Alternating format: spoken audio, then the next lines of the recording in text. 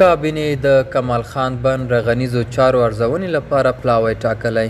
په سلامونه مو هرکلی کوم، زموږ یوټیوب چینل ته پخیر راغلی.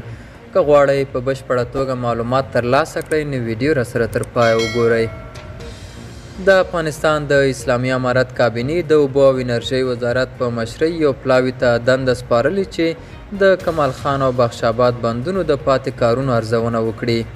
د اسلامي امارت مرکزي ویان ذبیح الله مجاهد په ټویټر خپاره کړي لنډ بیان کې لیکلي چې ټاکل شوی پلاوی به د کمال خان او بخش آباد بندونو د پاتې کارونو په تړاو د خپل ارزونو راپور د کابینې راتلونکې غونډې ته وړاندې کړي.